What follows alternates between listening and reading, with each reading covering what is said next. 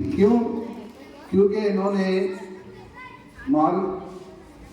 اپنے پیشے کے ساتھ ساتھ اردو شاعری میں بھی اپنا نام حاصل کیا ہے. ہندوستان کے ہر حصے میں جا کر اپنے اسکول کا نام تو روشن کیا ہی ہے، بلکہ اردو کو بھی لوگوں کو اردو سے روشناس کرایا ہے نا. تو ابھی جو پروگرام ہمارے ظہیر سر کے صدارت میں ہو رہا ہے وہ ہے ہمارے رہنماؤں کے بارے میں ان کی تعریف کرنا.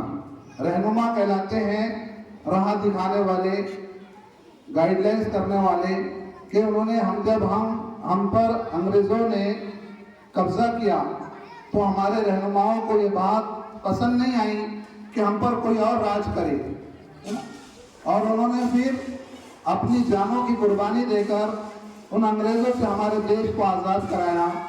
اسی ضمن میں آج ہماری تقریر ہے کہ ہم ان کے بارے میں کچھ بڑائی ان کی تعریف پیش کریں، تاکہ ہم کو بھی پتہ چلے کہ 15 اگست 1947 کو ہمارا دیش کس قربانیوں سے آزاد ہوا تھا. تو عمران سر نے اپنی نظم جو ہے بچوں کی ایک کتاب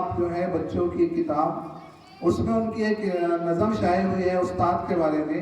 میں نے اسی نظم کو آگے پیچھے کر اپنے رہنماؤں کے بارے میں لکھ دیا. حالانکہ لکھنے والے عمران سر ہیں، جن کا تخلص ہے عمران شجر صاحب. اس پر ان کی ہمت افزائی کے لیے میں تمام بچوں سے تالیاں بجانے کا کہوں گا کہ بچے ان کی ہمت افزائی کریں.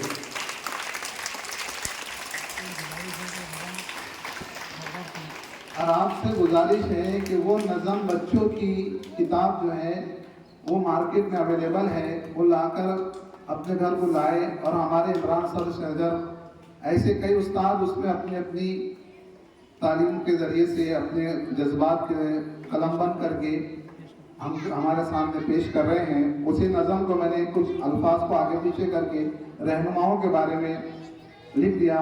غور سے سنیے. علم و عمل کی عظمت